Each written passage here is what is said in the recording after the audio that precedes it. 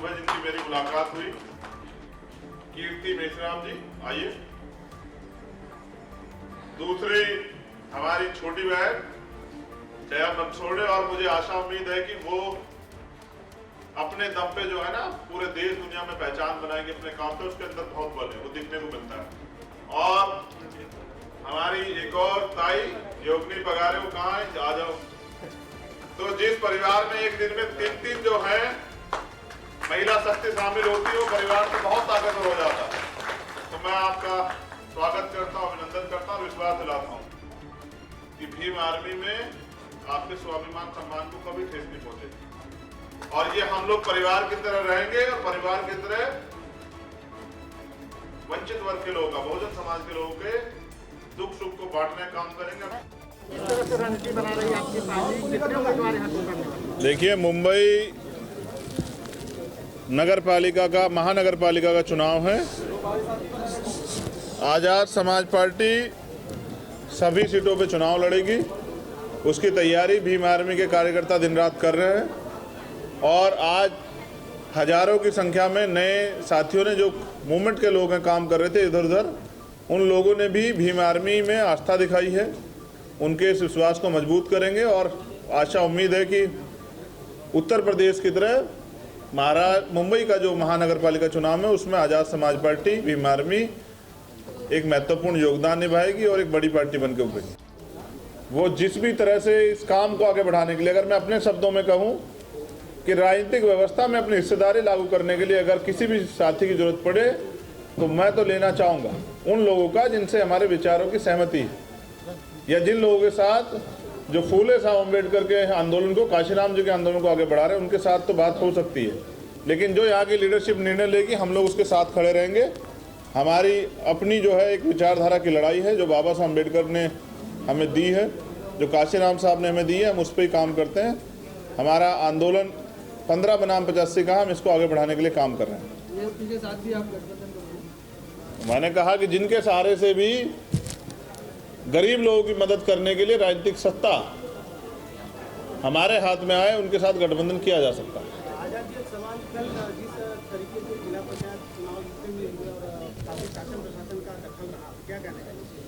देखिए, मैं तो मान्यवर काशीराम साहब को नेता मानता हूं। वो कहते थे बैलेट के साथ बुलेट की तैयारी भी रखनी चाहिए। ये आपको समझना चाहिए कि जो लोग अपने जीते हुए मेंबर नहीं बचा पा रहे हैं, वो उत्तर प्रदेश की जनता की सुरक्षा कैसे करेंगे। जहां जनता ने इस विश्वास के साथ उनको वोट दिया था कि भाई ये आगे बढ़ के जो है जनता की मदद करेंगे, वो कहीं ना कहीं खोखली साबित हुई है। हाँ, ये भी सच है कि यूपी में भाजपा की सरकार तानाशाही कर रही है, और मेरे यहाँ महाराष्ट्र में होने का कल उन्होंने फ़ायदा उठा लिया। मैं वहाँ होता तो शायद यूपी गवर्नमेंट जो है ऐसा नहीं कर पाती। मैं सबके लिए टारगेट कर रहा हूँ। आप चेक कीजिए कौन कौन पार्टी जो वहाँ बड़ी पार्टी थी कई जिलों में, जिन्होंने वो कवर दे दिया बीजेपी को। तो मैं जब कुछ गलत होगा तो मैं गलत सही पे जो है ना तथ्यात्मक बात कहूँगा। मैं अपना प्राय सोच के बात नहीं कहूँगा। मुझसे आप सत्य की उम्मीद कीजिए। तो फिर आप जिनकी बात कर रहे हैं समाजवादी, उन्होंने तो अपने 11-12 जिला अध्यक्ष हटाए हैं, किसी कारण से हटाए होंगे ना। जो भी होगा वो उत्तर प्रदेश का निर्णय है। जो उत्तर प्रदेश का निर्णय होगा वो उत्तर प्रदेश की यूनिट तय करेगी। बेसिकली मैं कोई नेता नहीं हूँ, मैं तो आज़ाद समाज पार्टी भीम आर्मी का एक छोटा सा कार्यकर्ता हूँ, अपनी जिम्मेदारी अदा करता हूँ। जब हमारे लीडर्स यहाँ के यहाँ बुलाते तो यहाँ जाता हूँ, किसी और प्रदेश में बुलाते तो वहाँ चला जाता हूँ। और मेरी इच्छा भी यही है कि बाबा साहब अम्बेडकर, माननीय काशीराम साहब का अधूरा सपना पूरा हो, बहुजनों का राज आए। धन्यवाद। हाँ, ये मैंने अभी तो कहा आपसे कि उत्तर प्रदेश की यूनिट इसका निर्णय लेगी, और जो यूनिट निर्णय लेगी उसका मैं स्वागत करूँगा। हाँ, पूना में कल बड़ा दुखद हुआ। और मैं जब पिछली बार मुंबई आया था तो यहाँ भी ये परेशानी मुझे पता ही गई थी। मैं उस घटनास्थल पे भी गया था। हमने टीम लगा दी दोनों जगह पे। लीगल की भी टीम जो है वो स्टे के लिए जाएगी, और जिन लोगों ने महिलाओं पे, हमारी बहनों पे मारपीट की, चाहे वो पुलिस के लोग हों या बिल्डर के गुंडे या बिल्डर हो, उन पे जो है गुनाह दाखिल कराएंगे। और आज़ाद समाज पार्टी के लोग जो हैं, भीम आर्मी के लोग, वो संवैधानिक रूप से मोर्चाबंदी वहाँ करेंगे, आंदोलन शुरू करेंगे। जिस तरह से ये मेट्रो या मॉल के नाम पे, स्लम्स के नाम पे गरीबों को हटाया जा रहा है। तो मैं जानना चाहता हूं सरकार से कि क्या ये मेट्रो अमीरों की कोठियों की तरफ से नहीं जा सकती है, उनके बंगलों की तरफ से नहीं जा सकती है, गरीबों की स्लम की तरफ से क्यों जाना चाहती है? मैं समझता हूं कि जिन गरीबों ने ये खड़ा किया है आशियाना, ये पूरा शहर बनाया, चाहे मुंबई हो या फिर पुणे, जिनकी वजह से शहर चलता है, जो यहाँ काम करते हैं, जो मजदूर हैं, मेहनतकश लोग हैं, उनको शहर से निकाला जा रहा है। ये एक षड्यंत्र है और हम इसको कामयाब नहीं होने देंगे। मैं चाहता हूं कि महाराष्ट्र के मुख्यमंत्री इस पर संज्ञान लें कि कौन व्यक्ति इस तरह की कार्रवाई करके महाराष्ट्र सरकार को भी जो है ना वो कटघरे में खड़ा कर रहा है। या महाराष्ट्र सरकार अगर संज्ञान नहीं लेती तो मैं समझता हूं कि मुख्यमंत्री भी यही चाहते हैं कि ये होता रहे। तो फिर हम मुख्यमंत्री आवास का गिराव भी हमारी लीडरशिप यहाँ करेगी और अगर उसके बाद भी काम नहीं चलता तो महाराष्ट्र बंद भी बुलाया जाएगा। पुणे का बोला अभी जी पुणे में आमदी लोग जो है जी, वहाँ के जो लोग थे स्लम से रहता उनको निकाला गया।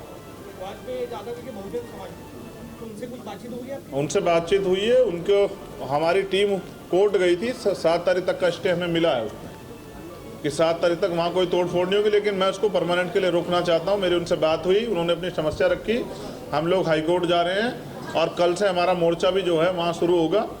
सरकार अगर नहीं मानेगी तो हमारा आंदोलन जारी रहेगा। फिर हम सरकार को बताएंगे कि लोकतंत्र है, यहाँ जनता मालिक है। उसमें से जो सत्ता में बैठे उन्होंने बोला कि ये जो हो रहा है वो गलत है, लेकिन फिर भी उधर हुआ सब। तो मैं इसलिए तो कह रहा हूँ कि मुख्यमंत्री को इस पर संज्ञान लेना चाहिए। अगर मुख्यमंत्री संज्ञान नहीं लेते तो जनता की अदालत में उनको भी जवाब देना पड़ेगा कि वो क्या गरीबों के, दलितों के, पिछड़ों के, मुसलमानों के, आदिवासियों के दुश्मन है?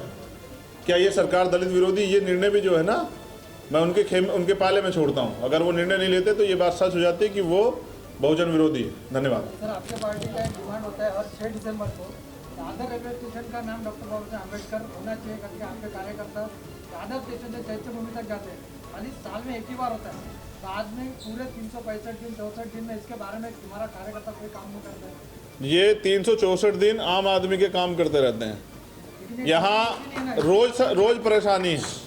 ये संगठन और आम आदमी की सुरक्षा के लिए उनके अधिकारों को 364 दिन संघर्ष करते हैं और 65वें दिन ये भी करते हैं। मैं इनको ये भी समझाता हूँ कि एक दिन भी मत किया करो। मैं इनसे कहता हूँ कि तुम क्यों मांगने वाले लोग बने रहते हो कि नाम कर दो, नाम कर दो। तुम सरकार बना के क्यों नहीं बदल देते?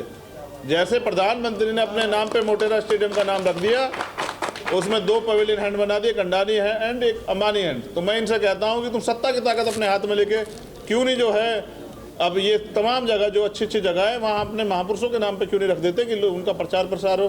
तो ये लोग धीरे धीरे मेरी बात समझ रहे हैं। यूपी वाले तो समझने लगे, अब ये भी समझ जाएंगे तो मुझे लगता है कि फिर इनको एक दिन आंदोलन नहीं करना पड़ेगा, ये शासक जमात बन जाएंगे। महाराष्ट्र में ओबीसी के आरक्षण के बारे में आपको क्या? अब मुझे लगता है कि पत्रकार वो पीछे चल रहे हैं। मैं तो कल ही इस पर प्रेस वार्ता करके अपनी बात रख चुका हूँ। अच्छा, पुणे बॉम्बे से महाराष्ट्र से अलग है?